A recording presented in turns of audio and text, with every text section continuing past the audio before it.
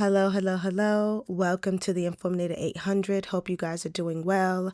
Hope you guys have been enjoying the start to your new year. So today I have been able to get my hands on, and I wanted to share it with you guys, the secretly recorded conversation between Gary from Paramount Tactical and Mitch Snow himself. If you don't know what's going on, let me get you caught up to speed. So Gary took it upon himself to call Mitch sometime towards the end of last year to have a conversation with him.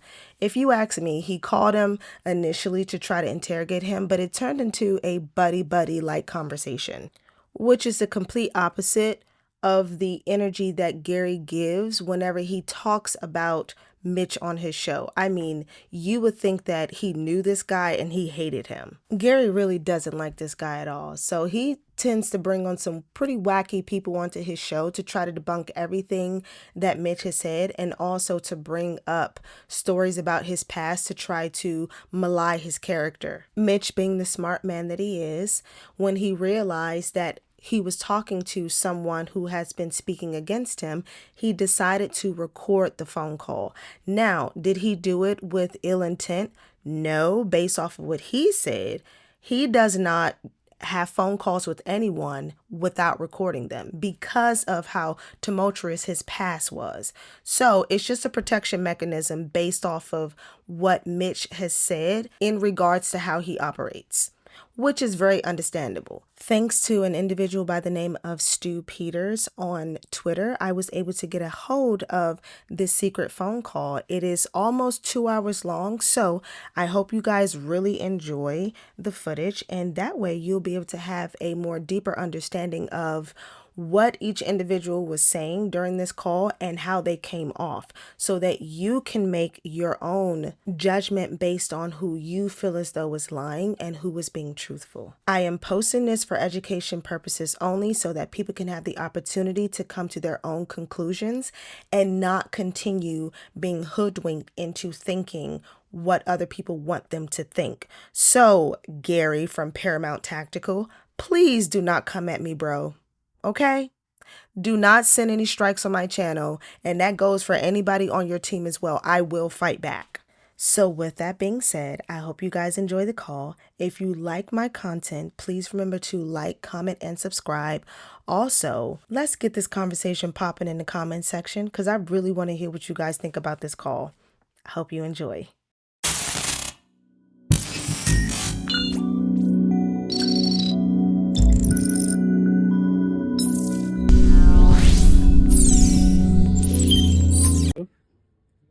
Yeah, hi, is this Mitch?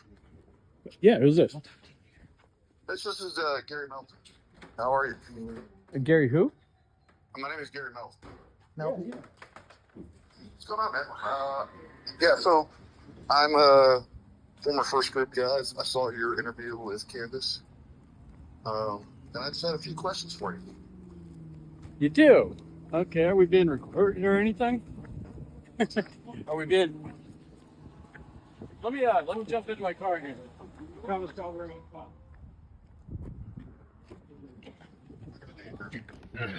much. Yeah, talk to Mr. Valhalla. He had some ideas. Well, and who are you again? Your Nate? Gary. Sorry, Nelson? Just a second. Melton, M-E-L-T-O-N. Okay. Gary Melton. All right. What kind of questions you got for me? Well, I'd like to know a little bit more about. I'd like to know a little bit more about your history. You're kind of saying that you're, a former SF guy. Yeah. When did you go to the Q course? Oh, back in 1991. I can get you the class date probably in a few. Okay. Would it be possible for you to say, look, if your story checks out, I'm all about it, man.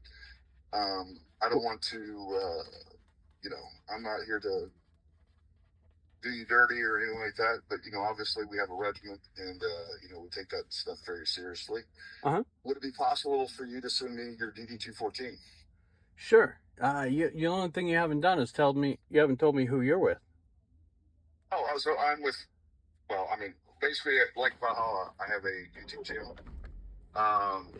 Paramount Tactical. I know Nate. I just talked to Nate yesterday. Matter of fact. Yeah, he's a good guy, by the way. You know, Yeah. I'm a fan of his. We're great. We're good friends, and yeah, you know. Okay. I see. Yeah. So you know, if you could send me your DDQ-14, you know, and we can verify your story, and we can get to the bottom of. We all want the truth, Sure. and you know that's what it's all about. We do too. Yeah. That's actually what we're all trying to do. Did it just switch over? Okay. How long were you at group? Sorry, the phone's switching to Bluetooth. We're switching to Bluetooth here for. Give it a minute for the fight for the Bluetooth here. No worries. Oh, there it goes. How long was I in group? Yes, sir. About from 93, what was it, March? I want to say February, March of 93 until November of 15 November 1996. You said, I'll say it one more time for me. February, March February, March of 93. 93 until 15 November 96. And what was your MOS? 18 Charlie. Now I know in some of the other documents and stuff, you said you were a medic as well. I went through the 300 F1 course. Broke my back there down in Fort Sam, Houston. It was just something stupid, you know. Sergeant Dagnon, you can probably look him up on SF Brothers. So he's a good guy, but also I think every one of us are assholes. Yeah, no, I was just one of the young guys that he convinced to go up to. I was known for going up the Guadalupe River between Fort Sam and or between San Antonio and Austin. Yep. Great place to go vacation, yeah, all that stuff. And in the summertime, they float down the river, and the girls show us all their tits and stuff. It's fun time. I was young, honey. I know, Yeah. I get it. I'm a guy, you know, like that part. So look, no, I was known for going up there, and we were running into a problem qualifying guys, getting them their jumps in for hazardous duty pay. He knew I was going up there, so yeah, I took the route he told me, but we didn't, you know, count on the fact that winter there had been a what do you call this thing? A sinkhole that developed there, and it ate away at the little cliff, and I ended up falling like 60 feet. I broke my everything. Broke all the tarsals of my feet, calcaneus, both calcaneuses, left kneecap shredded in half. I had to squeeze that back on. Lower lumbar, first, second, and third lumbars. Later on, we found out that I also had broken my C5 and 6. Complete dislocation of left arm, torn labrum. You know, You're lucky. You're lucky. You're not only lucky that you are alive. You're lucky you can still even walk. It was that's a God thing. There was a colonel. Hold on, I remember his name. He's a good guy. Starts with Firth. Colonel Firth. He was in charge of the 300 F1 course back then, and he wanted me to go right back into the course because they couldn't recycle people back then. We didn't have enough slots, and that was like the first time I ever stood up for myself, and I said, "Look, people, I'm broken head to toe. I need some time off." I told him I have to go home for a little bit, and I think I took 3 weeks. I went home and climbed mountains. I was an idiot. But, they put me in a Jewett brace. I came back, and I had to get recycled into the next class, but it wasn't they wouldn't be able to get me in for like, I don't know, a year or so. But I was right at the point of starting the internship, and then that's right before they sent me back to Bragg for Goat Lab. So I pretty much had, I did the internship at the Brooklyn Army Medical Center burn ward. Yeah. So I was in the middle of that when all this happened. So did you ever go to an ODA? Yeah, ODA 163166. Yeah. I'm sorry, 163. 163 Uh-huh. and 166. So you were a first group. Yeah. Yep. Oh, okay, gotcha. Yeah. So was that? Yeah, I was at. I was on 183, 185. Oh, so you're an old dog too, because you got the old numbers. All right. Yeah. They actually, when I got there, I got there. We actually switched to 1323, and so I was there. I got there in 2006. Oh, you got there. So Well, that's actually a little bit. Were they still doing? Because I thought they Yeah, switched the numbers up. Didn't they do that around 2000 or so? No, it was 2000, 2006, 2007. That they Okay. went to the new numeric system. Yeah, I haven't been able to figure out the numeric whatever system. Somebody tried to explain it to me before, and I don't know. Okay. Well, it used to be obviously, first group, sixth company, third team, right? And now it's first. So it's first, like for 1E3 instead of being one first group, eighth company, third team. It is first group. So forgive me. Guess battalion, what? You've already lost me, sir. Third battalion. Okay. Third battalion, second company, third team. So they wow. they just added the battalion in there is really what it is. So it's just simplified a little bit. I'm just gonna keep driving it around is for a little confusing. bit. We'll keep driving around while we got you on the car thing. I've got you. Yeah. Yeah. Bluetooth. I'll get you documents. Not a problem. Where, I got it. where do you want them Sounds sent good. to? We got all the Where do documents. you want them sent? It's Gary at ParamountTactical.com.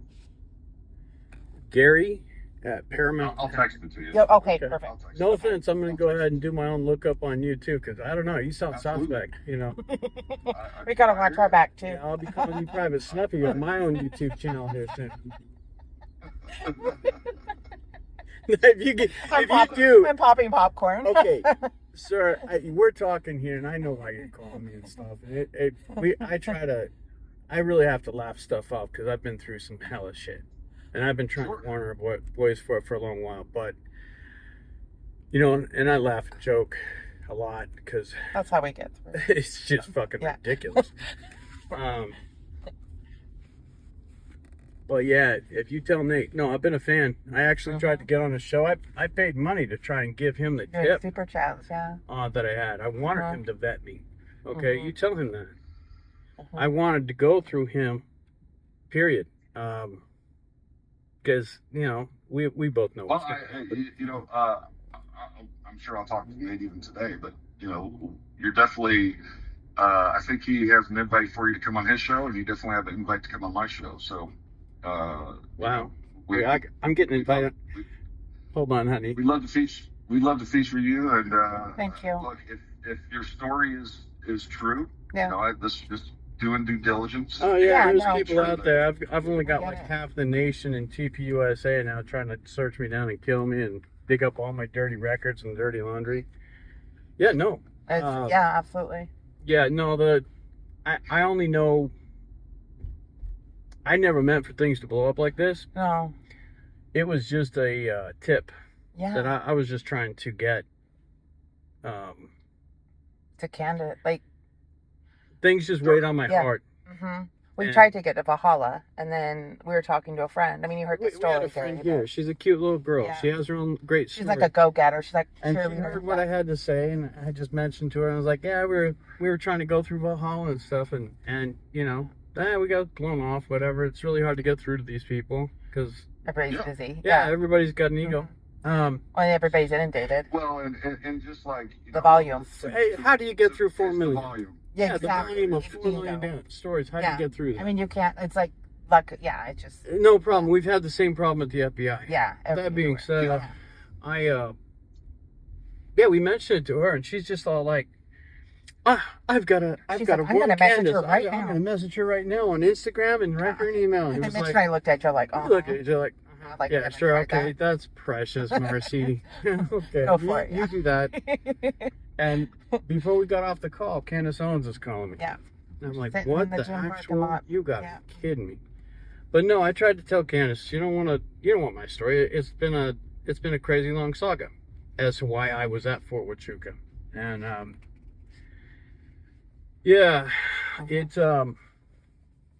she kept pulling that thread. She wanted to vet, so I've gone through this with her. Went through this with who was it? Joe Kent. Yeah. Great guy, by the way. He's very busy. And I've sent him all the records, all that kind of stuff. I'll send them to you. Can you do me one favor? Just the guys around here, there's some vets around here. I've had a real problem with them. I give them records. Next thing you know, things get propagated. People copy stuff off.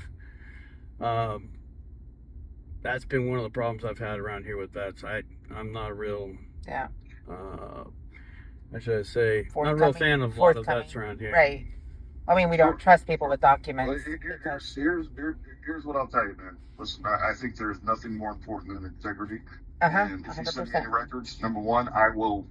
Look, I have a good reputation in the SF community and online and everywhere else. What I'm not going to do is... I'm not going to send your record to anybody. Okay, I appreciate it. I'll say that. I will confirm or deny your records verbally. I'm not here to smear you. I'm not here to, mess with you or anything like that. I want to know if the story is true. Yeah. That's really what it comes down to. Get it. And I'm going to send you my personal contact information right now. And if you need anything from me, beyond this, and like I said, I'd love to have you on the show. Okay. Let's get to the truth. Yeah, simple as that. That sounds great. And I haven't had a whole lot of luck. As a matter of fact, those guys in SF Brothers, I helped start that. I'm one of the people that helped at the beginnings of SF Brothers and Facebook and stuff. I'm one of the first 100 that got onto there. And to put that together for guys, because, you probably remember since you were there earlier, if you got out prior to like 2006, you went out into a black abyss. You got cut off. I mean, it was hard enough to keep track of guys that you knew that were on the teams right across the hall from you, because everybody's on such a tempo. But then all of a sudden you're outside of group. People move, people change orders, people within a year, you're sort of cut off. And so we lose contact with everybody. So the whole Facebook thing actually ended up being a good, place for everybody to sort of meet up after. Yeah. And that's where, what was his name? He died a few years ago, the guy who started it. Really good guy. I still got him on the friends list somewhere. I'll remember it. But Thomas Drinkard, some of the old guys there, we put it together. They wanted me to be the admin at first, and I said, no, heck no. Because prior to that, I had worked for Microsoft, and I gave him hints and whatnot, and I was real glad when Bill Olson stepped up and take it over. But he turned out to... When things went bad for me like 2 years ago, I can tell you, those guys did not...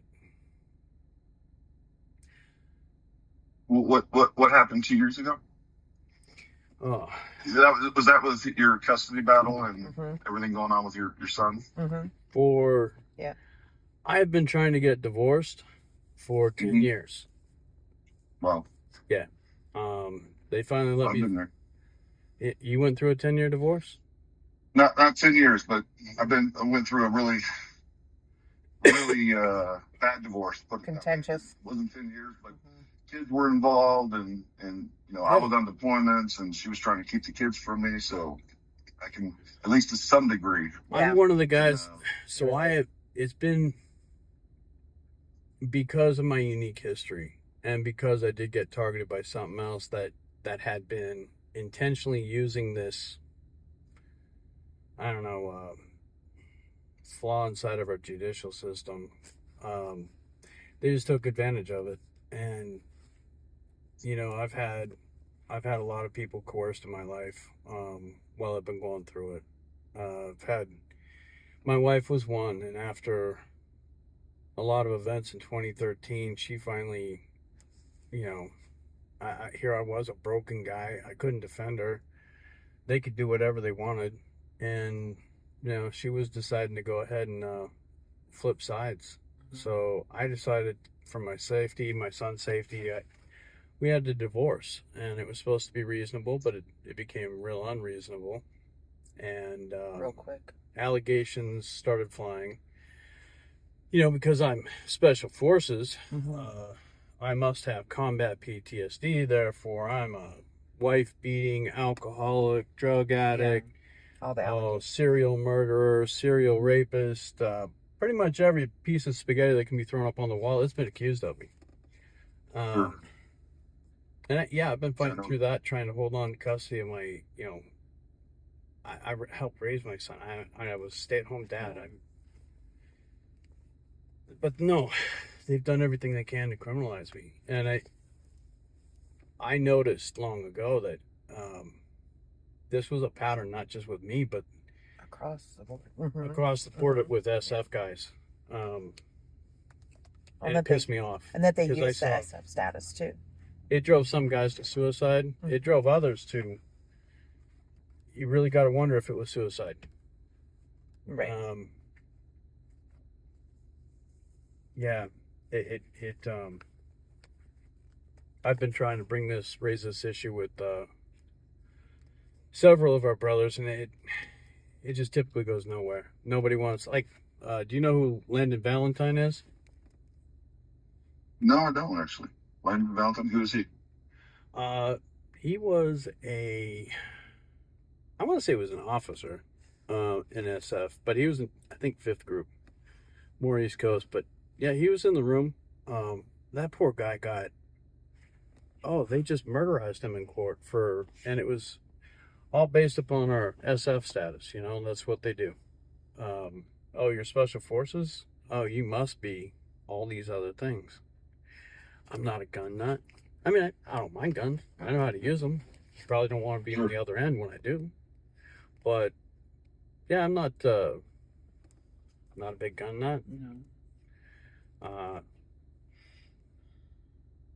like fishing. I'd like to take my boy fishing. We like Florida. Yeah, Florida was nice. Florida was nice. But 2 years ago, my son came forward to report that he was being abused, and that didn't match the narrative of what they were trying to put down on me. He wasn't being abused by me. He was reporting being abused by mom, and she was doing it intentionally. We found the medical record. She was trying to set me up for a charge of child abuse, and she was getting help from the courts, from a judge over here, a couple of them. And when my son came forward to report her, well, they snapped back and retaliated. And eventually they threw me in jail under allegation. I can't help but laugh at this allegation. Absurdity. Yeah, the allegation that I was either the leader or hiring party of a unidentified biker gang to stage a mass kill event at the courthouse to kill judges. Jesus. Yeah, I know, Yeah. right? That's serious. Mm-hmm. I can show you the criminal record. It's horrible. It looks terrible. Yeah, the only problem with that is there was no evidence. There's no Probable cause. Just like saying, you know, I'm not a gun nut, probably not typical SF guy either. But yeah, I don't have a Harley. I don't ride motorcycles. I don't know anybody. I don't think I've ever spoken to anybody in a motorcycle gang ever.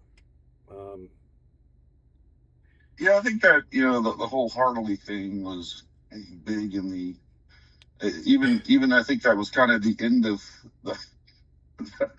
There was a big push in the SF community with like almost like these biker gang type things going on within teams in like the early 2000s.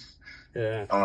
That was before that faded out to my generation as well. But and there was guys that were getting strung up, and he's, I don't know, I guess they thought they were the Sons of Liberty and SF guys, and that's never a booze, bikes. Huh.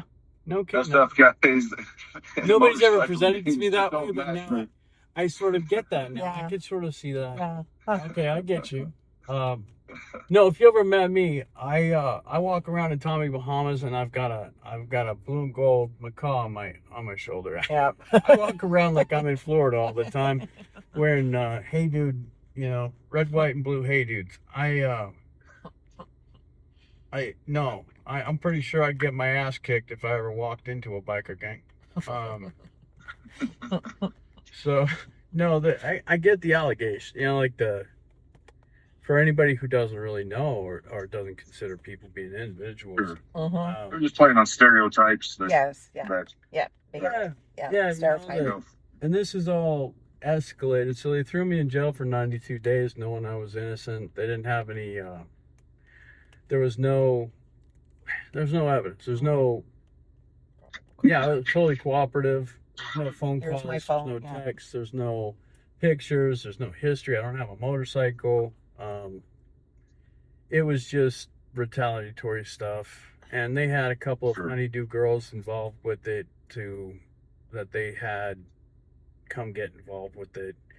Those two girls ended up, oh good God, they got into my records. They contacted SFB. They were on call with Bill Olson. Bill Olson was helping them to try and implicate me, to breaking orders and all this other stuff, and I finally gave him the big FU inside the room. Why are you cooperating with two women that aren't SF? Why are you giving them information about me from anything, from within our supposed, secret group team room? That was a real violation to me, and I called them out in public for it, out there on the page. And in retaliation, the admins decided to kick me out. Yeah, screw them. Gotta love our buddies sometimes, But yeah, there was nothing to any of the charges. They were all dropped. That didn't stop them from telling my son that I committed suicide in jail and I'm dead, and therefore they put him on a protective order. They haven't let me see my son since. And they're not going to let me see him until I plead guilty to the allegations. Yeah. How long has that been, Mitch? 2.5 years. Your kid? 2.5. Wow. 2.5 years. Wow. How old is your son? How old is your son? He's 13. 13. 13? Wow. Yeah, that's... I'll give you all the records. You report it. Yeah, I know it's unbelievable. It's a crazy story, isn't it? I know. I'm aware. I try to tell. No, I mean, I knowing how women are, and knowing how, no offense, Amy. No, no, those kind of women are absolutely, they give women a bad name. Like, that's what makes me so mad. I'm like, how can you do this to another person? I mean, I went through a divorce and I was like the complete opposite. I was like, just I the don't way understand. The way they weaponize kids against you. Yeah, absolutely. It's so wrong. Yeah. And then how the justice system is set up in the against the father or the man involved. It's just again, I went through a very, not quite to that extent, but to where I was getting divorced, and then I was actually in the Q course when I was getting divorced, and then kind of the same thing. It was like they were calling my command saying I wasn't paying child support every day. I'd have to go in like once a week and show them documents. Look, I've paid every single. As a matter of fact, I was paying more than was requested of me. Wow. Shock. And then on top of that, let me get my shock. And then don't know anybody like. And then on top of that, when the divorce finalized, the courts, the judge said, "Hey, look, because he's in the military, and at the time I was deploying constantly to Iraq and Afghanistan. It's like, hey, we're not going to set up we're not going to set up, child visitation on a schedule. It's like when he has leave, you're going to give him the kids. And so when I would get back from deployment, and they lived in Texas at the time, so I'd fly to Texas to go. Oh, wow. And then what she would do is she would hide the kids from me the entire time I was on leave, and I couldn't find the kids. She'd move them off to she'd move them around and I was traveling, trying to go to her family's houses everywhere I knew. She'd shovel them around. Right, and then you trying to do that, let me guess. If you did catch up to him, yep. Call the cops on you, say that you're stalking her and all this. Even though that was the court order for you to see him on your leave. Yeah, it's a whole scheme. See, it's shocker. Hold on, let me get my shock face. No. I haven't played that game at all. I haven't heard that one. Yeah. Matter of fact, your story is very similar to I want to say it was Lieutenant Colonel or Colonel. Oh man, the name is just. I'm gonna have to go up to my computer. Wait, you mind staying? I'm having things too. How long do you want to stay on the phone here? I got time. We're just gonna pull in the garage real quick. And I just sent you my contact information. Okay. Via text with email on there and everything else. Yeah. Okay. No worries. We'll just stay in here. I'm just You caught us getting coffee and breakfast. And also trying to avoid the fire zone.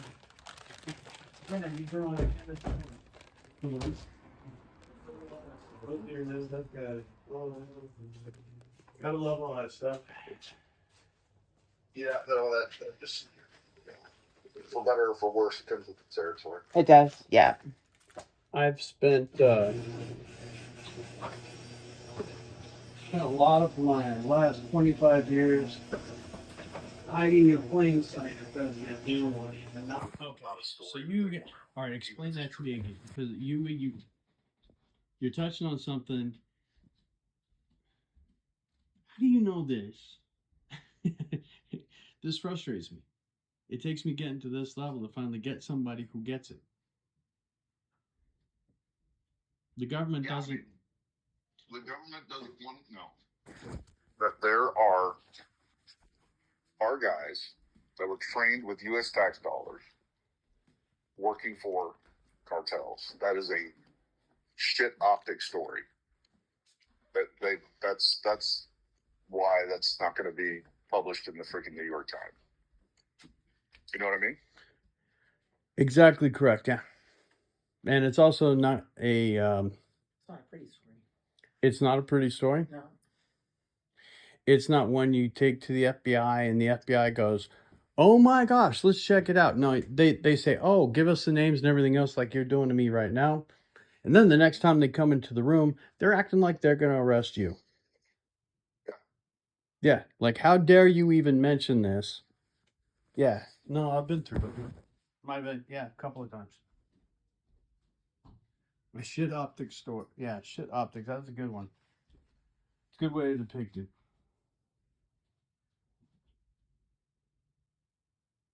No, that's. I mean, we see that time and time again. There's a lot of, there's look when it comes to. I really believe. I mean, I'm sure you're familiar with the assassination attempt on President Trump, right? Yeah. Wait, what? When did that happen? Assassination. Seriously? They tried to. Is that today? Oh my God. He's speaking Fuck with you. Yeah. No. Yeah. Of course. Oh. Yeah. No. So we have Thomas Crooks. Yeah. That has allegedly zero digital footprint, or very minimal digital footprint. So we have this. Is it possible? Sure. Plausible? Absolutely not. Yeah. And what I believe is that he was targeted, profiled, and recruited, radicalized, and weaponized online. And I think they know that. And I think there's a couple of different options there. You're starting to get into that tinfoil hat MK Ultra thing that they're talking about. Yeah, I'm 100% tinfoil hat on the MK Ultra, and I think it's not like MK Ultra stopped. They didn't stop trying to control people's minds in 1968, right?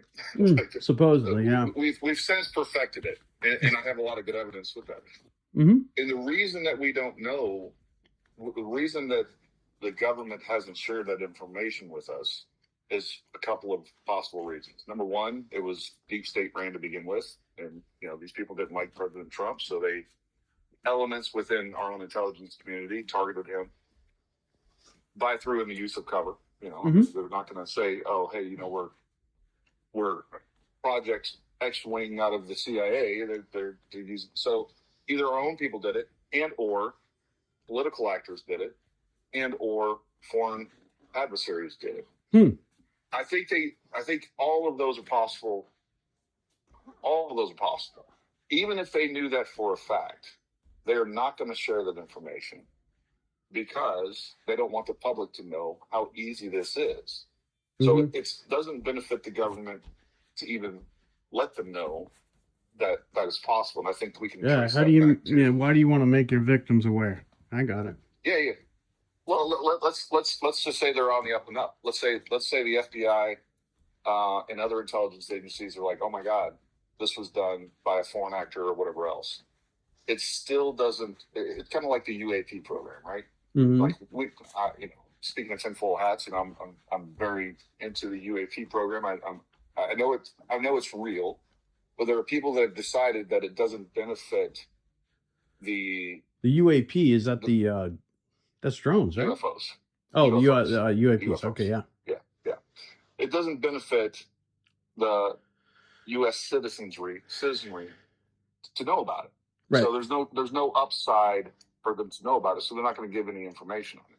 And I think it's the same thing. And I think when we look at some of these other school shootings where they've kind of swept this stuff under the rug. When we look at Stephen Paddock from Las Vegas, I think these were test runs. I think these were people being targeted and being radicalized and weaponized online. Can I add one of those names to your list? Sure. That you really should look into. Yeah, you should have already picked up on it. Travis Decker. Oh yeah. There should be a whole thing about who killed Travis Decker. That's right up here in Wenatchee. And if you're up here in Washington, I don't know if you're in the north. Where are you? I'm actually in West Virginia now. Oh, lucky you. This is my phone number from when I was still at. I actually still had a house in Yonge until, I don't know, about 2 years ago. Okay. Okay. Yeah, the West Virginia, that's pretty territory up there. Guys all they tease you about the banjo playing. So here's the truth of it. West Virginia was the only state of the union I ever declared I would never live in. No. And in 2008 or so, we were down at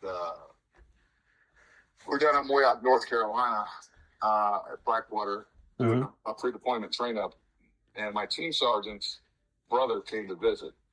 I was like, oh, hey, where's he coming from? Right. He's like, he's coming from West Virginia. I was like, West Virginia? I would never fucking live in West Virginia.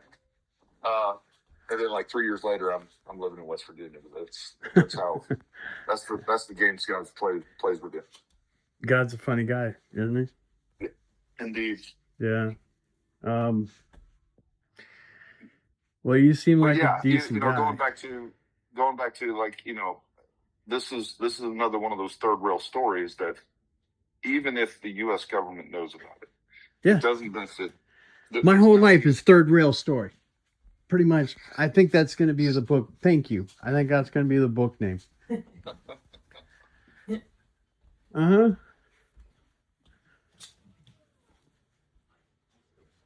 Yeah. So, but yeah, man. No, I'd love to have you on. I thoroughly enjoy talking to you. It puts my mind at ease. Yeah.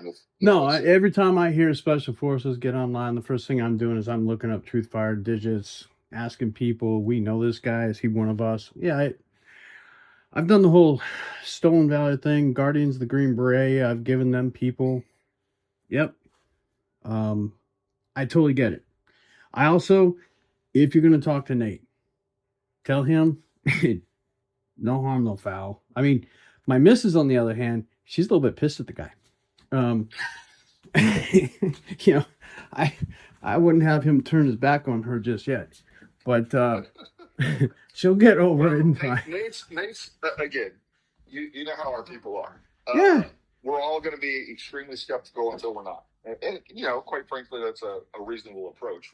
We know the last thing that we want is people within our own regiment or people with outside of our regiment. You know. And I'll tell you, within the regiment, oh, I'm a third rail, because I am a third rail. I'll tell you what, there's guys there. I how do you say it? Inconvenient truth bearer. I've just always been that way. I'm not gonna lie for anybody. And that, unfortunately, there's a lot of guys, especially in the military, who are yes men. Yeah, I don't get it. That. Yeah, I ain't good with them. I've always been a bit of a contrarian myself, so I can relate. Yeah. No, I mean, I've done the whole flagpole compete for soldier of the quarter and stuff like that. You know, all the shiny boots and whatnot.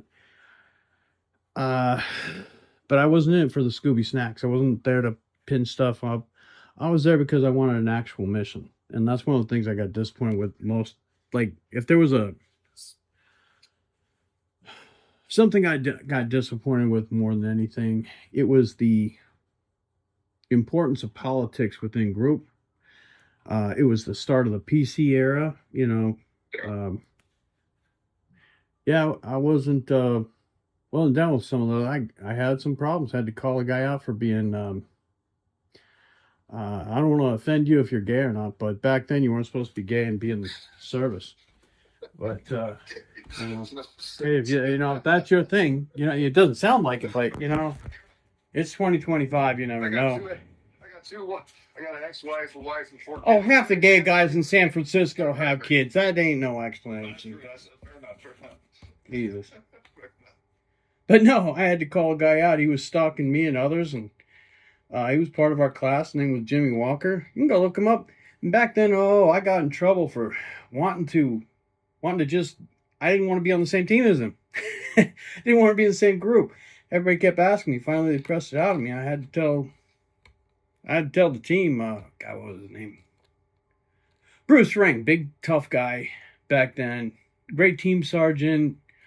Until this issue came up. And then, well, you know, some guys are tough in front of bullets and you know, jumping out of planes and stuff, and then they get in front of political issues like this, and they're not how do you say, they melt like little pansies, man. And you know, if you are actually SF, and you know, we'll check you out. I don't know. We'll see. Yeah. You know that the guys, the team room atmosphere, I used to describe it as they were worse than a group of old hens, a group of old ladies gossiping at church. Yeah, Son of a bitch, man. These guys. So, politics. Oh yeah. Well, this Jimmy Walker guy, his dad apparently was an SF general or something, and was part of the Clinton administration. And yeah, you know, I had to call him out. I didn't want to. It was the whole don't ask, don't tell. But you know, he made it pretty apparent. So rather than kill the guy and get in trouble for it, I tried to do the right thing and just asked to, you know, change me to a different group. I'd like to, you know, before this blows up into the next, you know, gay beret incident or something, I'd like to go work somewhere else. And no, they blew it up like crazy. It went all the way to the freaking administration and back. And they took his side and they tried to claim, oh, he wasn't gay. Lying sons of bitches. Man, you fast forwarded to 2000, Jimmy Walker is in the gay parade in Seattle wearing his beret on the front freaking paper, okay? And now he's writing books and going to colleges talking about how you guys all at First Group gave him PTSD and treated him so badly for being gay and all. You know, I can't win for losing. This guy's making money off of this stupid shit. But yeah, Yeah, third rail. Yeah, I might just adopt that name. I don't know.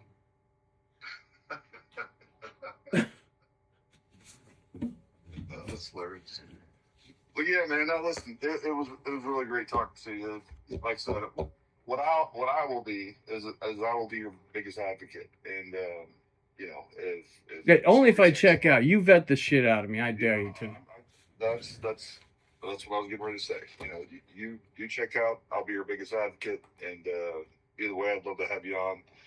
I'll tell Nate I talked to you, and Yeah, you can tell him I called him a big faggot with those jazz hands he's swinging around all the time. he does like this. He does like to. You tell him I know that his sergeant major was Richard Simmons. Just by looking and about how he talks about big guys all the time, you know, and he's dissing on short guys, yeah. And then he's hanging around with his prison sex partners, J.D. DeLay, yeah. All right, a little bit suspect, and it makes more sense that he's from first group. You tell him I said that. Behind channels, all right. All right. No, it's really been good talking to you. Thank you for reaching out. Honestly. Yeah, man. No, that's what I thought it was the right thing to do, to reach out to you directly and not you know. Yeah, I can go ahead and name drop a bunch of people. Me and Nate Chapman, for instance, we were good buddies. We graduated Robin Sage together. We went through the what do you call it? The commemoration dinner, you know, the SF dinner and stuff together. But first group, the wonderful people that they are, didn't even send a rep for us. So it was me, Nate, and Tom West, who sat there drinking the champagne. So because there was only three of us, we had a whole bunch of extra champagne that all the other guys wanted. So it started a little bit of a war during the dinner. But yeah, no, I can name drop all day long. I know the people, places, things. Awesome. Well, like I said, you know, if you will, just send me your DD 214. I'll check that out. You know, I'll like I said, man, I'm here to be your biggest advocate. Do you want my social security number on there? Can I trust you with that, or are you going to redact it? I'm not. I'm not going to show even your DD 214. You can. I think probably I have your social on this thing. Again, you found my social on there? I mean, they got my social on that thing. Well,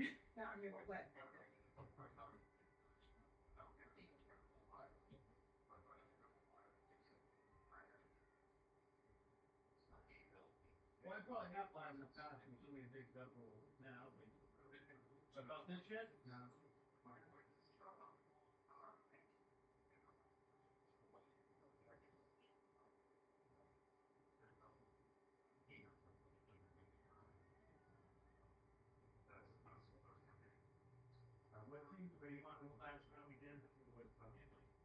Yeah, never mind. The secretary got it down. You already documented, dude. 1323. 1325. So you were in during all the business. You signed up afterward? After 9/11? 9/11 happened a couple of days. I was in the recruiting station. I was with the 101st with the initial push into Iraq. I was a sniper team leader during that time. I came back. Oh, did you know Tung Nguyen? Tung Nguyen. Mm-hmm. No, that name doesn't sound familiar. But dude, I am fucking terrible with names. My brain. Oh, you would know this guy. This guy was he was like autistic Vietnamese dude. He had an incredible history. He died. Friendly fire is what it sounds like. Friendly mortar fire. Just a bad incident. The guy was, when it came to guns, the guy was a nutcase. I can tell you a whole story about it. But no, Tung Nguyen was a good friend of mine. He was sniper team also during that time. Just up, I think it was 2002, 2004. That was a real loss too. Yeah, I was with the 187 Infantry at the time, and then when I came back from the initial deployment to Iraq, I went to selection in 1SF and was in the Q course from 2005 to 2006, and then went to first group, and then went on 3 more combat deployments and multiple training tours, Philippines, Asia, all the good things. And I don't know how the strip clubs were. I could tell you a whole thing about the first Gulf War, and training there, and they were asking for people to go and come back. And if you were at Fort Bragg while they were deployed, they always said that there were no women available at Fort Bragg before I went, because it's like what, 8 guys to every woman there. Something like that. Yeah, yeah, there was a little bit of competition, and yeah, Rick's. I think it was Rick's, right? The strip club there. It was like a strip club right there on the main drag or something. I think it was Rick's. Anyway, they had every place at Fayetteville was a strip club. Like even you go out to breakfast and it was topless. Yeah, yeah, you couldn't go out to breakfast with your family without it being a topless joint. So, yeah, what an incredible time that was before 9/11, way back when. But I yeah, still got while I was there, and at the time, I started dating a woman that's now my wife. But yeah, I still have a condo off of Riley Road that is a rental property for. oh wow, that's fun, Riley Road. I Yeah, don't know when the last time you've been back to Bragg, but man, that place has changed. it's been a while. I've heard it's become a city. Oh, it's pretty insane. Yeah, so is Fort Lewis. I tried to navigate there, and I couldn't even find Madigan anymore. Yeah. But my son was actually born in Madigan. Oh really? Yeah, my daughter was. Yeah. The point being, there were guys that hadn't come back from the 82nd. The main body hadn't come back yet, and if you went out to the bars then at that time, it was packed with women. When I say packed, I mean like sardine can packed. And if you were a guy that was in pretty good shape there, you had girls coming up to you buying you drinks and saying, "Hey, can I take you home?" Now, as a young guy, again, I'm young, I'm an idiot.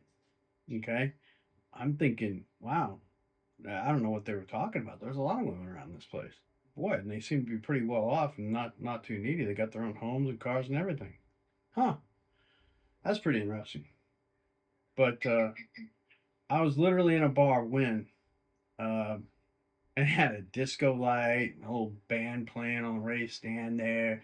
It was packed, and then all of a sudden they stopped the music. This is not a drill. This is not a drill. 82nd Airborne confirmed touchdown on the tarmac, ladies and gentlemen, especially you ladies. If you've got people you're expecting to come home, they're on the ground right now. And the whoosh that left that place. It was me and I want to say Bernie McGordy were left standing there, and it was just the two of us sitting on the dance floor. There was probably 50 people there before. There's little chewing gum wrappers spinning around on the floor, and oh yeah, it just became empty. And then from then on, they were empty from then on too. Of course, that started the whole epidemic of guys coming home to shoot. You know, we had one guy at training group there. He came. I want to say it wasn't Rambo. Oh God, was it Rambo or something like that? He came home literally to find his team captain going at it with his wife inside of his bedroom, and yeah, he went ahead and ventilated that guy's asshole a little bit with a little bit of gunfire as he jumped out the window. I don't think he got in trouble for it though. I think the captain got kicked out. I think he had to do a little bit of time in the mental ward and got a divorce. That was back when they treated us decent, I guess. But yeah, SF, what do you do? What do you do? Well, listen, Mitch, man, that was a real pleasure to talk to you. Like Yeah, I said, yeah, another story we can't tell online, otherwise you're gonna get yourself canceled. Sorry. I know. You get yourself on, what do they call it? Demonetized? Yeah, I changed a word. Gary, no, it's been good talking to you too. Thank you for reaching out. You tell Nate. Look at those documents. Yeah, I'm gonna give him a little bit of a razzing, but no, I would be proud to speak with them or anybody else. We got to let Candace do her thing though first. There's important stuff coming out, and you do understand the implications, right? Oh, I understand the implications. It's quite big. Yeah, it was 100%. it was just, I don't know what else to say. It was just yeah, it was wrong place, wrong time. Yeah. Or right place, right time. Kind of how you look at it. And you know, you and I, we can look around the room and know which veterans have a little bit different sheen, even if they're in civilian clothing. These people stuck out, you know. That woman had my ex-wife's eyes. You know, they're really creepy. So I didn't mean for this. I meant for this just be a tip. Hey, you might want to check it out and see if where these people were the day before, because I think they were there, and I had no idea Miss Candace Owens was going to go ahead and blurt out my whole life story that I tried to get to her in about the same amount of times as I've been talking to you. Mm-hmm. Yeah. And yeah, I mean, so far there's no it's been real quiet, so we're happy for that, I guess. Yeah, hasn't got me a cup of coffee yet. They're watching it today. Yeah. Well, like I said, man, you're right. What matters is the truth, and if I could be mistaken. Everything that we think is true with this, like, it has to get out, and that's what it comes down to, and that's what I've been in for this to begin with.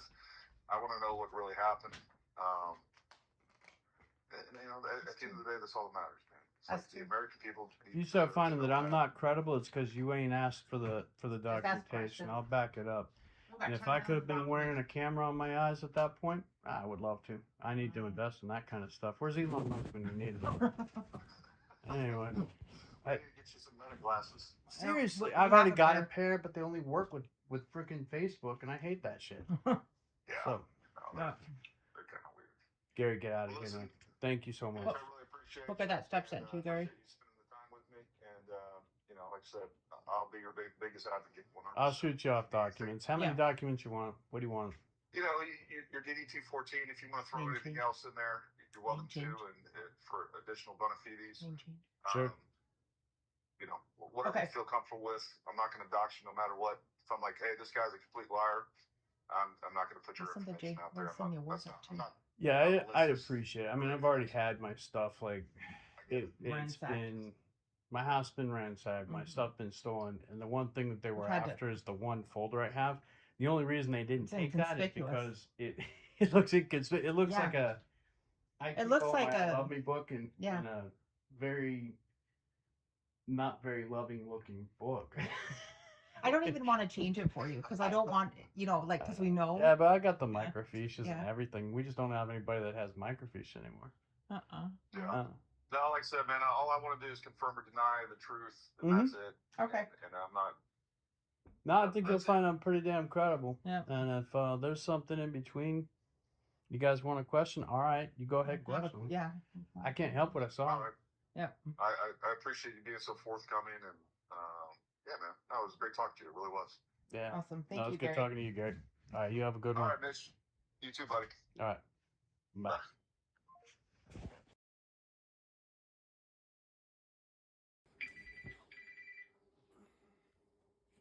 Hey there. Hey, Mitch. Hey. Hey, I was I'm on the phone call when you were texting me, but I figured I'd just call you and talk as opposed to texting over Signal or anything else. But yeah, I have definitely been, an outspoken critic of Candace, and not even so much Candace. Where that really started was when this whole thing with Charlie happened. We were flooded with everything from the palm gun to camera gun to I don't know how much you've kept up with that. Have you seen all that stuff? Yeah, some of that stuff. I think the latest theory is something about what's that guy called? Baron Coleman.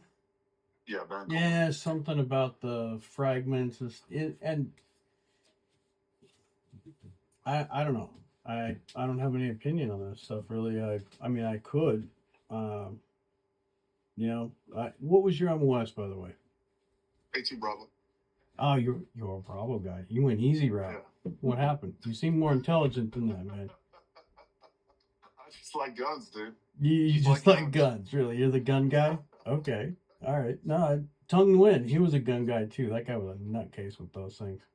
His barracks room, the guy was actually, he was shooting inside the team rooms to test out his silencers. Suppressive, yeah. Yeah. He was doing it inside. He'd sneak around and he'd pull me in. Hey, check this out. And pull me inside and I can smell the gunpowder. I'm like, what are you doing, buddy? Toop. He's hitting sandbags on the wall as his team was out doing something. I don't know. Anyway. So, and again, just to be completely transparent with you. You're I can see you're coming at it. I'm looking you up now. So I see where you're coming from. Here's my whole stance on this. This is I just want you to know this.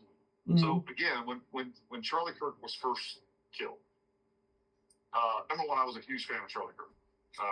All this, I've had a podcast talking about conservative politics for a really long time. Mm-hmm.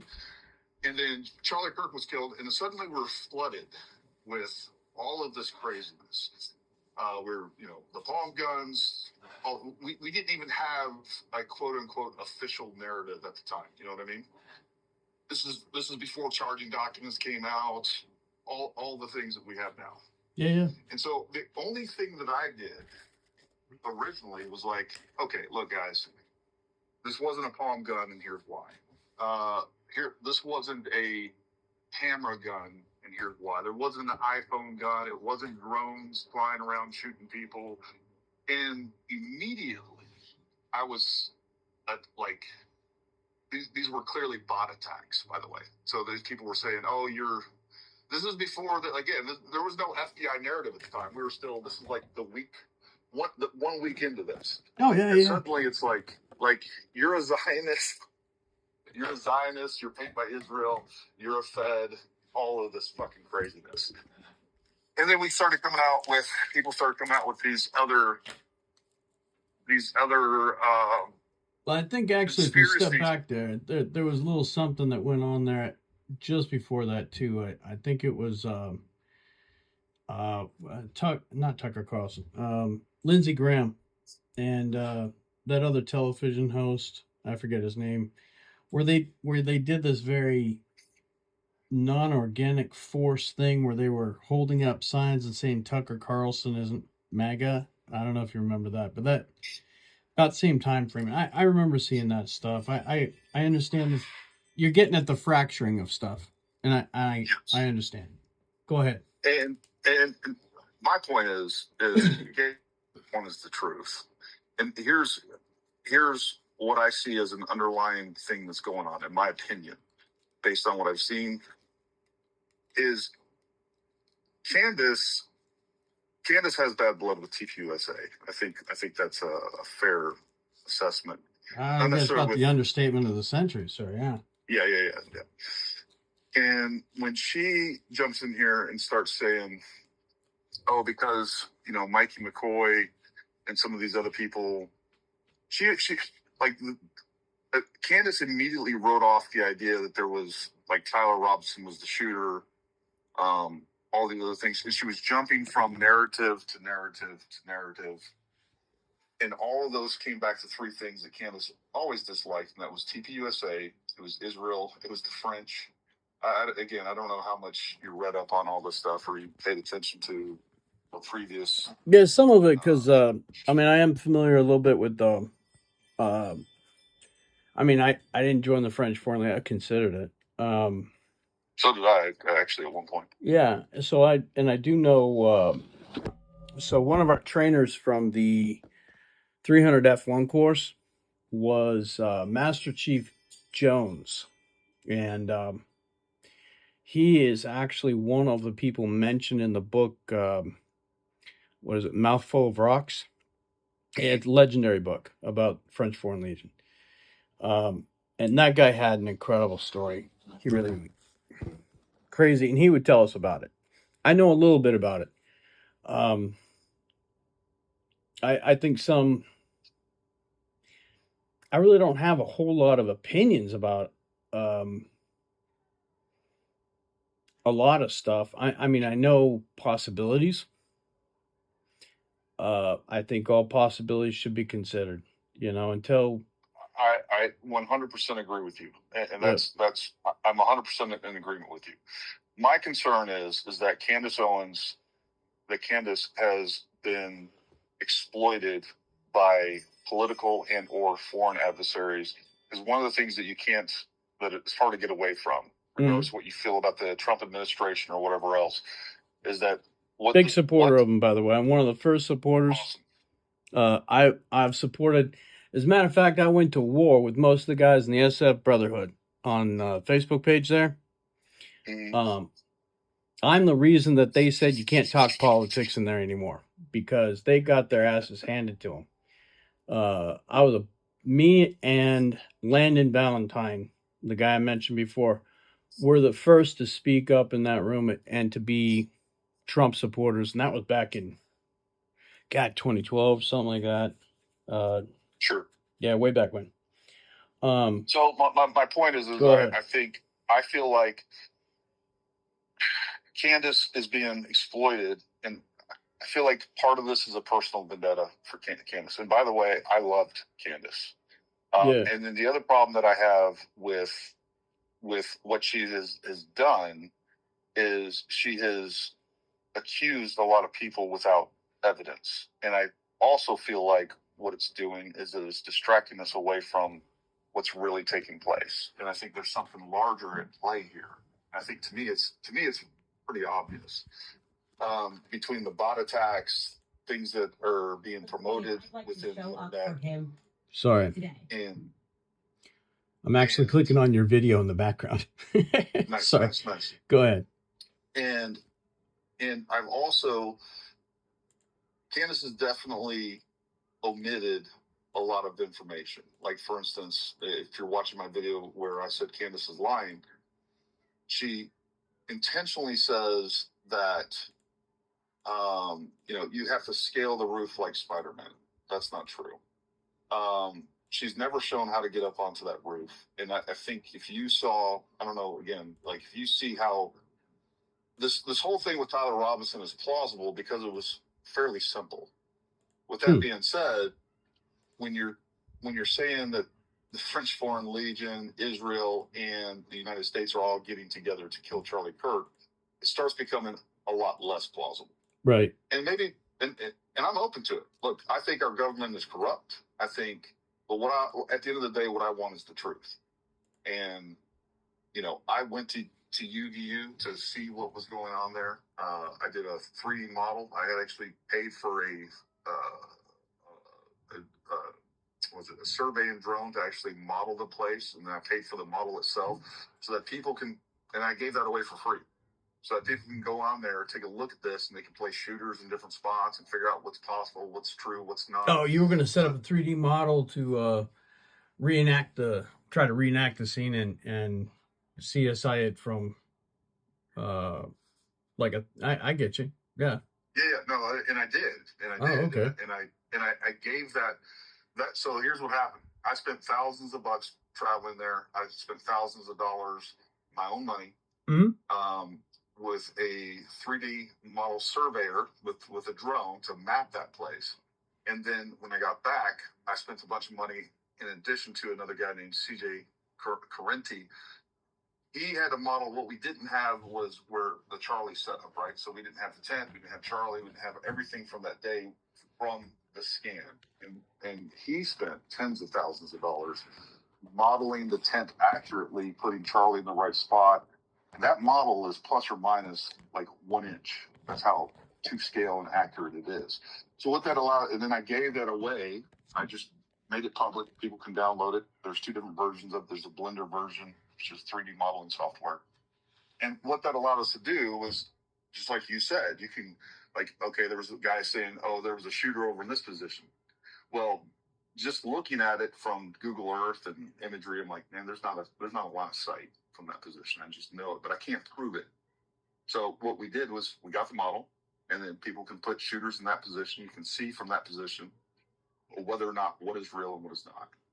At the end of the day, like, I want the truth. That's what I want, and I think that's really important. And I think there's some things that are happening that I think there's a lot of psychological operations taking place right now. I think some of those are political. Some of those are possibly being perpetrated by foreign adversaries because they don't want the Trump administration. And what this has done is it's put a lot of doubt on the current Trump administration. And I do think that some of the things that are being said and being done are going to greatly affect the midterms, going to greatly affect 2028. And I think you and I can agree the last thing that we want is, I'm okay holding the government accountable. I want to hold the government accountable no matter what. I get where you're coming from, and if they were involved in this, I'll be the first one to say, let's fry these guys.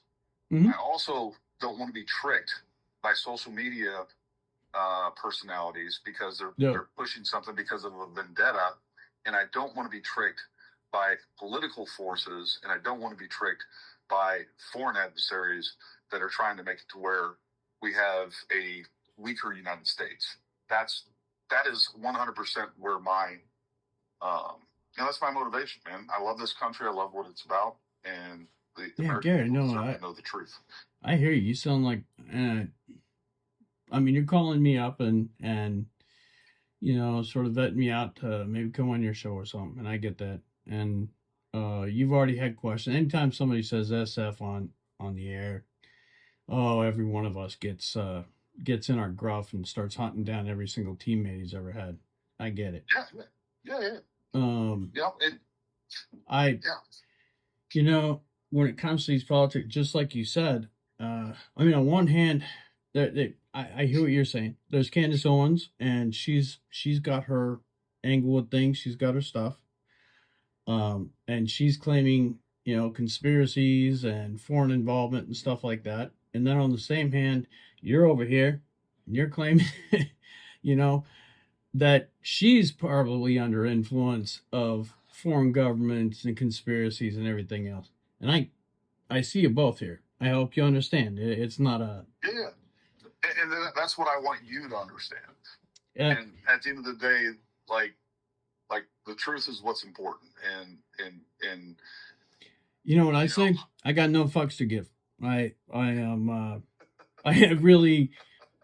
have been a Trump supporter like crazy, and the main reason is because the guy couldn't be a sellout. He couldn't be bought. And the only time that ever fractured for me had nothing to do with any of this stuff. None of this stuff is actually even fractured that for me. I know how government is and its layers and how many times a boss is not responsible for their stupid private stuff. The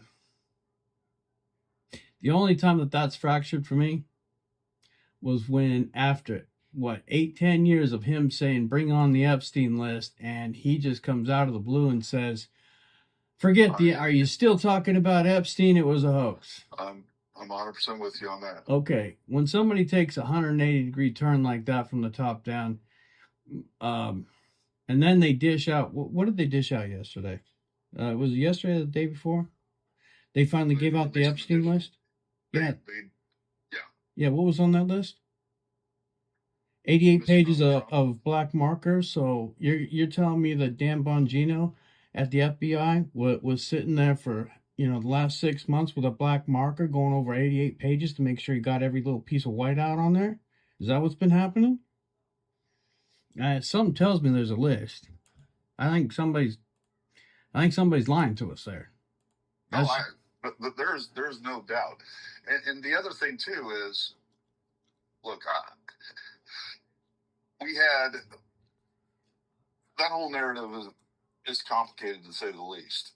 Yeah, I'm with you on that. Like, we got to get to the bottom of that. We got to get to the bottom of it. And this is, so I started out this channel as like just a gun channel, right? All we did, I own a company. We teach firearms. we teach, we train people in basic through advanced pistol, rifle, long range. I kind of specialize in long range. That's kind of what we're known for. 10 years ago, I probably could have taught your class, and yeah, I'm down with you. I know exactly what you probably do. And I think you probably do it better than anybody else in the world too. You and well, and I got a great cadre of instructors. It's not just me. Yeah, we both do that. You know what I mean? And then on top of that, I started this YouTube channel during COVID, and then of course I covered firearms and stuff like that. But I'm also in politics, and what I mean by that is, like, I think it's important to preserve and protect the Constitution, to push the things that I believe, right? I mean, that's really what it comes down to. That's what you and I fought for this country for. That's what we signed up for. We swore an oath. That oath didn't go away, and I still feel that way. And I see that this country is being torn away and being eroded by what I see is a real problem with leftist politics, whether we're talking about trans ideology, whether we're talking about the attack on the Second Amendment, the attack on the First Amendment, and then we have a media that lies and pushes things. You're going to have to forgive me if you hear a scream in the background. It's not some little kid. Don't call the police. That's my blue and gold macaw, and he's quite the character too. He saved my life. So go ahead. That's, long story short, that's where I'm coming from, man. And what I am is 100%. I believe in integrity. I believe in telling the truth. I believe in making sure that the truth is known, and that's what I want to get down to. So let me ask you this then. Since you're doing this, you're into it probably way more than I am. I know everybody is sitting on the sidelines here. Any SF guy who shot a gun, and God knows, we had to do calls on that, all of it, right? Mm-hmm. Every single year. Yeah, we go out to the range and we have to burn down the ranges with phosphorus rounds damn near every year. Look, we all know something seems wrong with the 30-06 thing. What do you think? What I think is kind of what I've said from the beginning is that the problem is we don't know. The problem is everything that we would need to know about the ammunition and about the rifle that would help us to determine a terminal ballistic outcome. We don't know. We don't know the grain of that bullet. We don't know the type of ammunition. We don't know whether it was hand loads or factory. We don't know if the type of the projectile. Was it full metal jacket? Was it soft point? Was it a ballistic tip? Was it frangible? We don't know any of those things. Yeah, it could have been a blank run at a close range. We don't know. I get it. 100%. So, like, I'm a little, what I do know, and even going into this, like, obviously, I've shot a 30-06 like 5 or 6 times. It's not, like, it's a fairly antiquated round. It's nothing that we use. I grew up with them. Sorry, I grew up. My dad used to take us deer hunting all the time in Elk County. Yeah, so I grew up with them. They're a cannon. Yeah. But the reality is, like, with the 30-06, there's everything from like 55 grain old accelerator rounds all the way up to 220 grain, and with a lot of different other options in between. And originally going into this, I had the same opinion there. Like, there's no fucking way that this guy was hitting the neck with a 30-06. Mm-hmm. And with that being said, I teach long range for a living, and I also know that weird shit happens with ammo. Like, we just had some 6mm Creedmoor ammo that we were out shooting on the range just a few months ago, and about every 5th round would exit the barrel, and the round would disintegrate. That's interesting. We don't know that, and that's another thing too. Is, like, we don't know how old that ammo was. We don't know if there was something. The round. Are you telling me that a round from a 30-06 disintegrated, leaving the barrel? This wasn't a 30-06 round. No, this wasn't a 30-06 round. This was a like long range precision rifle and 6mm Creedmoor is what the round. Oh, was. I see what you're saying. Okay. I've seen the same thing happen with 6.5 Creedmoor. And it's Hornady ELDM. So my point is when it comes to the variables that we're dealing with ballistics, Yeah. There is typical and there's atypical results. And without a doubt, what we see with Charlie Kirk is an atypical result. Now, there's a thousand explanations that I can come up with off the top of my head that would explain that.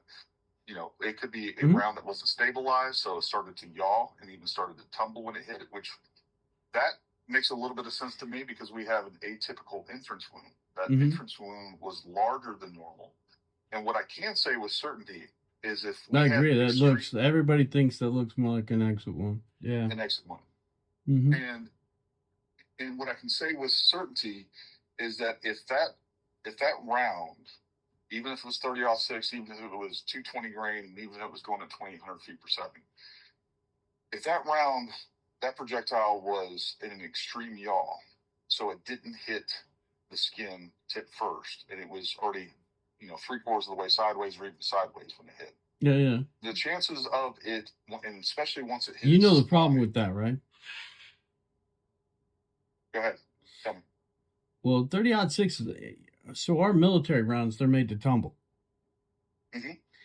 30-06s aren't. You're right, but they're not made to tumble in the air. And that's what I'm saying. Yeah. If we had a round that wasn't stabilized, there could be something wrong with that. The barrel, the round, something was off. There's a thousand things. Plausible explanations as to why. And here's the other thing too. One thing that I was not aware of before this incident, and I've studied in depth on this, was Martin Luther King. What happened with Martin Luther King is extremely similar, unbelievably similar to what happened to Charlie Kirk. Martin Luther King was shot from 65 yards away with a 30-06 round. It hit him in his face. It glanced off his jaw and then went into his neck and then hit his spine and then went downward. Now, there's a lot of controversy around Martin Luther King, right? You know, whether or not it was James Earl Ray that shot him, whether or not the CIA was involved, all of those things. But one thing that was never really contested during that time was whether or not it was a 30-06. So we have Martin Luther King shot from half the distance that Charlie Kirk was. It hit his spine, and this is important. This is one of the things that is interesting to me. Right. Hit his spine and didn't exit, just like with Charlie Kirk. And so much so that Martin Luther King ended up having an open casket funeral. Then on top of that, then we have another case study, which Nate just had on his show, a guy named Chuck Ritter. Chuck Ritter, Green Beret, this is a crazy story. Chuck Ritter was shot 4 times with 7.62 by 54. And 7.62 by 54 is literally always kind of been known as the Russian version of 30-06. Okay, Ballistically, they are identical. Now, what's interesting about this is that Chuck was actually hit in the back through the rib cage, almost from the side, kind of, let's say, off to his 4 o'clock. It entered his back, hit his spine, went downward, and not only did he live, he had no exit wound, but he lived. He was shot 2 more times in that incident. So he was shot 3 times with 7.62 by 54, and the tough son of a bitch kept fighting, and it ended up killing the guy that shot him. I think both of you have to admit that there's a long list of Green Beret Medal of Honor winners that you take a look at Benavides. I don't know if you ever got to meet him. I did. I know his daughter, a wonderful lady. It's really sad what they did to Benavides' wife. Holy damn. But I'll tell you, yeah, the guy was riddled like Swiss cheese. How does he live through that? What is it? You know, you talk about, is there evidence of magic bullets? Yeah, at times. I think maybe. I think you're right. And when it comes to that, like, here's the thing, is if the point is that people are trying to fill an unknown. Number one, we have a lot of people that don't, like, you know, when I hear somebody kind of speak from authority and say, oh, well, you know, I've been hunting my whole life, and, you know, 30-06, I'll blow a tree in half. Okay. Yeah. It could. Depending. You're absolutely right. Could. Yeah, I get it. And also could just stop inside of a, within 1 inch of a tree too. I've seen that happen. Yeah. It depends on the tree. It depends on I have all kinds of hunters weather, sending me, rain. yeah, yep. All sorts of stuff. Yep. The point here is that people that really know ballistics understand that there's 1,000 variables that can determine an outcome, right? Mm-hmm. And I have hundreds of hunters that have sent me pictures of. I just got one the other day. The guy shot a deer in the shoulder with 30-06. He says 35 yards away, and it lodged into the outer shoulder bone, didn't penetrate, and then he ended up having to put another round on the deer with 30-06. Yeah, it finished off. Yeah. So the point here is that well, here's the real issue. We have Tyler Robinson, who we have his DNA on the firearm. We have DNA on the trigger. We have DNA on the spent cartridge. We have his DNA on the towel that he used. We have surveillance footage of him getting up to that position. We have surveillance footage of him moving out to the position as described by the charging documents. Then we have text messages, which are definitely weird. We also have him admitting to his parents that he was the shooter, and then his parents turned him in. To me, that's probably one of the biggest. Well, I think that last part there. I mean, that last part actually, if I've been paying attention, right? Good. And trust me, I'm trying not to. I have one of these things called a life. All of this is quite a big distraction because I was trying to get attention for something completely different to save the lives of guys like you and our other brothers and stuff, and to maybe get them their children back if possible. This is a big inconvenience to me, to be honest with you. Oh, so sure. This is taking all the air out of the room. That being said, the last part there, having been familiar with, unfortunately, police work, unfortunately, federal agents lately, and I can tell you, I have been heartbrokenly disappointed in the diligence of agents from city police, county sheriffs, FBI. We have gone from here to Washington, D.C. to Florida, and then down to Huachuca and back.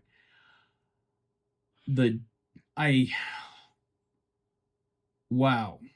The ability for them to sit at a computer and want to just narrate stuff is incredible, and not get up off of their ass and go do stuff and, I don't know, maybe investigate facts.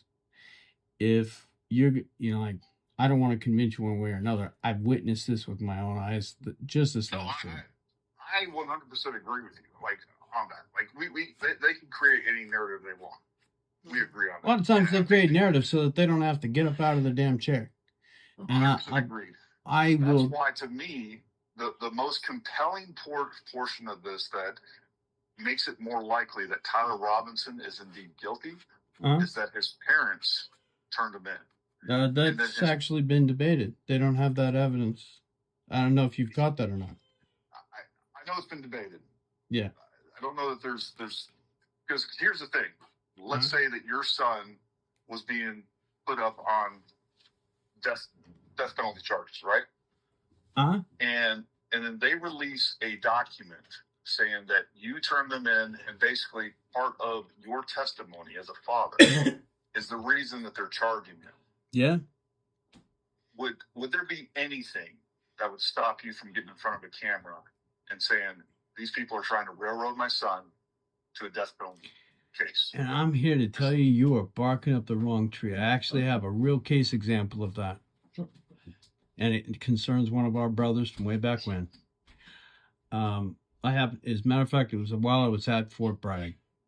And yes, I watched him get accused of... So we're going to divert so that you understand where I'm coming from on this for a little bit here. No, send it. He was, he had picked up a girlfriend in Texas when we were there at 300 F1. I got recycled into the, they didn't want to lose me. The cadre actually stuck up for me. It was really sort of sweet what they did, I guess. So when I broke my back and stuff, they gave me time off. They couldn't get me back in the medic. They recycled me into the Charlie. I go to Charlie, my buddy. He goes, he continues on. I think he was the class valedictorian at that point, going to GOAT Lab. So he's going through, you know how stressful that is, right? That's like the most stressful part of the medics program there, that they're losing their minds. But he got this girlfriend, brought her along. They're in Fayetteville. She ends up bringing her 3 daughters from a previous marriage. These 2 weren't married yet either. Just all of a sudden, they're in a 1-bedroom apartment. Now they've got 3 girls with them. And one of them comes back while I'm over there visiting with my buddy Joe Ross or something. He was going through the course with us too. The 3 of us knew each other. Went over to Doug's place, and the little girls, they come in after school. Terry brings them in, and I happen to notice, being that, you know, I've been through the medic course, I'm EMT qualified, all that kind of stuff. Me and Doug were in the course together. And I see this little girl, and she's got one pupil blown out bigger than the other. Now, you've done your cross training, right? Oh, yeah. Okay, what does one pupil bigger than the other indicate to you? Brain damage. Yeah, there's something going on, ain't it? Yep. Yeah. I looked at that too, and I was like, whoa. Plus, I also happened to go out at night. Back then, there was a big, what was that stuff that they were using? Some people going out to clubs and whatnot, they were doing those drugs that would make your pupils get all big and stuff. They were a little bit crazy. Ecstasy or... Yeah, something like that, where you know, it's something you notice back in that time. And this little girl, she's got one pupil bigger than the other. I bring it up to Doug, and of course, they don't have the money to run off to the hospital with her, and I think he made a big mistake. And he tried to play it off that, no, it's common in 7% of the population, he says. I'm like, oh, Doug, I don't know. I don't ever remember seeing that with her. I probably would have noticed something like that.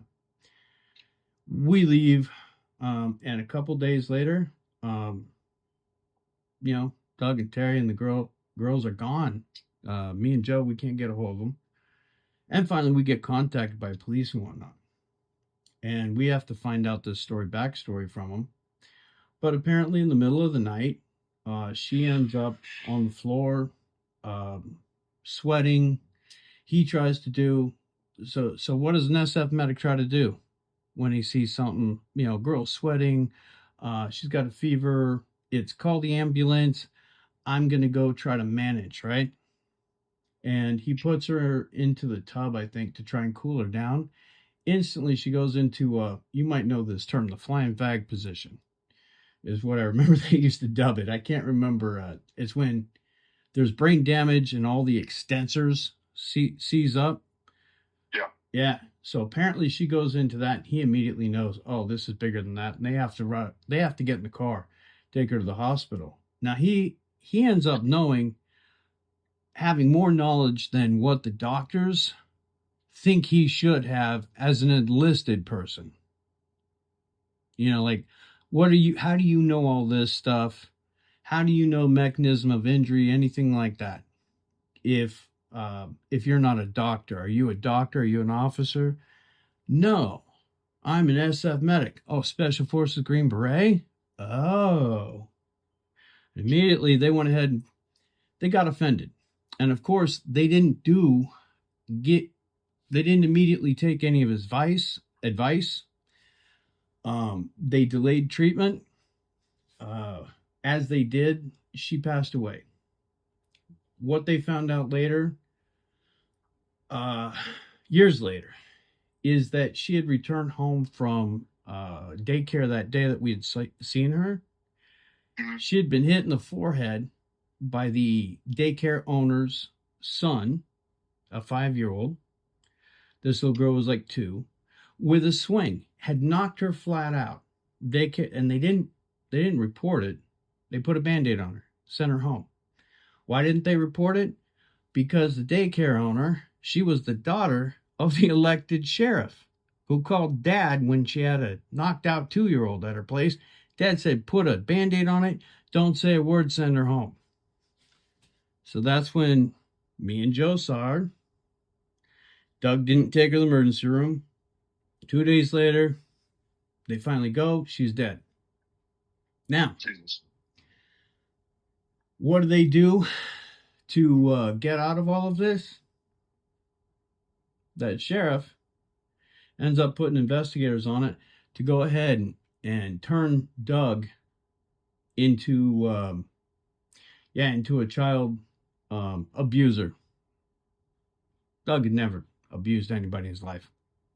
Sure. Now, was he gregarious? Was he... did him and Terry maybe get into some yelling matches? Absolutely. They were those types that, what do you call it? They yell at each other and then they turn very passionate. And the next thing you know, you have to leave because they're making noise in the bedroom. And it's like, oh, geez, you know?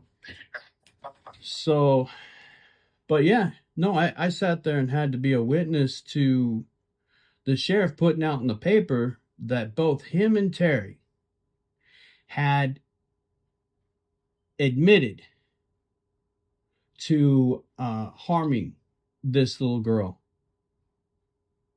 And they did that, and they held him on house arrest for years as they basically isolated him. They put out, I can't tell you how many times in the newspaper, they put out false things. They would say that those people said something that they didn't. Sure. That just to poison the jury pool, just to poison the public. And they did, and they got away with railroading him. He got convicted. He was in jail for 13 years until they finally, the daycare owner had a crisis of conscience, and she came forward. And even then, they couldn't get him out of jail, but eventually some deal got worked out. He's now moved on with his life. It's caused him tremendous amount of pain. We lost a valedictorian SF medic. So now you're telling me,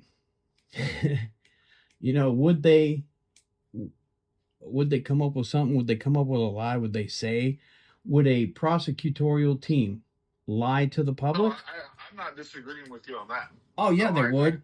I've had it happen to me here. I believe that they would. What I'm saying is the parents. If they're putting things in those charging documents that they're basically using the parents' testimony, which they do, as evidence against Tyler Robinson. What I'm saying is that the parents, the fact that what would stop them from going out? I'll tell you exactly what it is. The attorneys. The attorneys would tell the parents to shut up. Don't fight it. We'll fight it in court. We promise. Guarantee it. All of that's possible. I don't disagree with that. What I'm saying is that when it comes to the court case, if that is true, then we get the parents up on, because it's going to happen. If the parents get up on the stand and confirm or deny that, the case is going to fall apart. If this was all a lie. Yeah, based on your opinion right there, just that alone, that would make a case fall. I get you. And I think that, you know what, if that holds up and all of that's true and these texts and everything else, hey, wow, okay. If that's what really proves it, fantastic. Okay, we got the guy that did solve it. That doesn't prove that this isn't a larger conspiracy. And this is one of the things that I've said from the beginning, and me and Dave... Still don't explain what I saw down in... It doesn't explain what I saw the day before. That's what we need to figure out. And that is exactly why I contacted you, because this is a critical piece. It's not about debunking you. It's about, hey, is this indeed true? Am I accurate? Do I have good eyesight? Can I remember stuff? Do I have a pretty good memory? Am I vetted as an SF guy? All the credibility in the world. I get it. Yep. Yep. All all of that's true. You know what I say but to here's it? the thing: Vet there's away. nobody that's going to be harder on the U.S. government than me and Nate if this is true. Mm-hmm. You know what I mean? Like, okay, I don't give a shit if it comes to find out that. I want to know who the fuck killed Charlie Kirk. That's what I want to know. And if the U.S. government is involved in one way or another, here's the other thing. Even if Tyler Robinson is indeed the shooter, that doesn't exclude the U.S. government from involvement, because I think, just like Thomas Crooks, and this is where I was going with earlier, I think that somebody recruited, radicalized, and weaponized this guy, even if that's the case. So that still puts, and that's something that needs to be discussed and making people understand that is something absolutely possible. You're a gun guy, right? Let's see. Let's do something. Let's analogize. You mind if we take a little minute to analogize? Sure. I have an appointment at 5:30, but I just want to let you know that. But I do want to hear this. All right, so you got a car shop and you got cars that don't run. Okay, so people bring them in, they don't run. And every time you go into that car shop, and that car shop says, it's a broken cylinder head, you got to replace the whole engine. Okay. So the next guy comes in, he can't start the car. All right, different car, whatever. And he says, broken cylinder head, you got to replace the engine. Okay, fine. You do that a third, fourth time, fifth time, every single problem that goes into that shop, supposed complicated issues, and it's always the same thing. Broken cylinder head. Got to replace the engine. Now, call me stupid, but I don't think every car that don't start has a broken cylinder head and needs an engine replaced, right? You with me on that? Oh, yeah. Okay. So when I take a look at any of these things, if I do have an opinion, and maybe this gives you enough, when I look at some of this stuff, and I don't want to necessarily be a conspiracy theorist. You and I both want to shoot things down the middle. The only thing I find weird about every single incident since JFK, to include the one that you brought up there with Martin Luther King. So JFK, Martin Luther King, Ronald Reagan, President Trump, and now Charlie Kirk, and there's probably a few more in there. Every single time, it's a lone shooter and magic bullets. Every time the FBI gets involved, whatever section that is, there's some old guy sitting up there, and it seems like he is that mechanic in the thing who says it's a broken cylinder head and you got to replace the engine every time. Well, somebody at the FBI, they've got this narrative where it's lone shooter, magic bullets. Lone shooter, magic bullets. And you would have a fantastic point, and maybe I can give you advice for your show, if I could be so bold. Be bold, do it. Go repeat the findings. Go repeat the magic bullet. Go get a 30-06, get on a roof, shoot it from that angle, and have it lodge in the neck. You repeat that, then you got something. Well, we're going to. We're absolutely going to. And here's the problem with that, or the challenge with that, is right now what I need is I need to know what the ammo is. When we get, and it's probably going to be, we're going to have to wait till the trial, because there's literally over 1,000 variations. I have like 20 different types of 30-06 ammo down in my basement right now that I've ordered. Yeah, you stock up on. Yeah. Go. I mean, if I see somebody, because I've seen Valhalla get out there. I've seen some of these other guys do their stuff, and I was really proud that somebody actually did some ballistics. We get to see it, right? And a 30-06 completely just, it does exactly what I've seen it do in the past, and what every hunter has seen do in the past. Yeah, every once in a while there's a one-off. Yep. But why is it every time there's an assassination, why is it that is the time that we got this lone shooter, magic bullet stuff, one-off things going on? That, to me, it doesn't instill confidence in me. No, look, there's nothing, just like I talked about, there's nothing. What we're talking about is atypical results. Atypical, yeah. It's weird. Without a doubt. And I'm completely open to the idea that the government Gary, I'm just a regular old guy just sitting here. You know, I try to live my life. And again, none of this is convenient for me and what I've been trying to do to get my son back. So, yeah, when I look at this stuff, I just, oh Lord, hey, go, somebody go repeat this thing. Fortunately or unfortunate for you, I think you potentially have the information and the key, because if we can verify your story, I think it changes everything, and that's why that you have become such an important piece of this. I will tell you, there's a lot of information I gave about where I was, what I was doing, the devices I had on me. No, I'm not a spy. I did not mean to walk into stuff, but I did give it up to, everything I gave it over to Miss Owens, and I gave it to Joe Kent. There's, and that's, again, I offer my witness statement. I think that they will there's going to be more corroborating things coming. And I'll just give that to you. But I do believe that the truth, what I saw, it doesn't change anything Eve talked about with magic bullets one bit. I have no opinion, no connection. I'm not with, I didn't know Charlie Kirk. I watched him, absolutely support him. I thought what he did was courageous. Thought it was also dangerous. Because I've seen some of those liberals. If you ever go to Portland, holy cow. Don't ever have a Trump sticker on your car. Yeah, I don't know. Where I was, what I was doing, it had nothing to do with any of that stuff. I just have the worst luck in the world. I really do. You do. I agree that you do. And like I said, that's why it's so important to corroborate your story. Mm-hmm. And at the end of the day, the only thing that matters is the truth. I mean, nothing else matters. Nothing else matters. No narrative matters. What matters is the truth. And if we can corroborate your story, and again, just like I told you before, I'm going to be your biggest advocate without a doubt.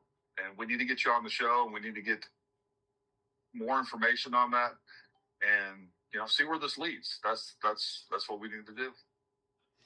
Well, we'll yeah, I'm all for it. I can tell you, me personally, ever since any of this is aired, the internet trolls are out there. They're digging up superficial stuff left and right, and they're trashing the hell out of my name. And of course, look, Native Valhalla, I hope you spoke to him. I did. I talked to him. I got no hard feelings. I'm going to razz him a bit. No offense. He can be a big guy all at once. I made a whole living of big guys underestimate me. I'll chop down a redwood and break its branches off. But I like it. I think you guys are on to it. Look, I said the same thing. I said the same things as Nate did. Like, hey, I don't think this guy was an SF guy. And I'll be the first one to go on the record and be like, hey, you know what? I checked out his story, and Nate has said the same thing. I just talked to him. I was like, he looks, he sent me some documents already. I'm an SF guy, and I'll tell you what, there's a lot of SF guys that hate me for being an SF guy. I've been 8-balled like crazy. No, there's personalities in us, just like yeah, there's a few. The whole Teddy thing, you should have seen that thing go on. I remember that went on. That was nuts. I don't know if you remember that or not. Remember what? Say that again. Oh, Teddy. He was one of the first guys, like the Survivor. No, it wasn't Survivor show. Dual Survivor on the History Channel. He made all sorts of claims, and then him and George Davenport from the Green Beret. What was it? Protectors of the Green Beret. I forget what they called it back then. Guardians of the Green Beret. Guardians of the Green Beret. George Davenport started slamming him. They went back and forth. Those guys were going to kill each other. They were stalking each other, going to kill each other. Eventually, it came out that there was a big court case. That's what actually locked down. SF Brothers ended up losing like 4 years of data, because Facebook had to lock it all up because the History Channel locked down there with legal stuff. Yeah, SF guys, when things go, it tends to be yeah, sit back, grab your popcorn. It's gonna be a freaking fireworks show. Anyway, we get Listen, ourselves man, involved. I got a appointment I got to get to, but like I said, whether unfortunately for you, I think you are the key to this entire thing, and I think if we can get everything you said corroborated, I think it's I think it opens this thing up to something much bigger, and We'll see where this goes. I'm open to it. I think Miss Owens' camp, she's weary about you guys. And I think she's weary about everybody. To be totally honest, after talking with her, um, she's scared too, but she's also brave, from what I can tell. She's a fighter, and she's following her stuff. Yeah, I I don't necessarily feel like we've got all the answers. Nobody's paid attention. Well, that's a fact, without a doubt. No matter where all this lands, we don't have the answers. We don't. And, Federal government, I understand they have there's a prosecution.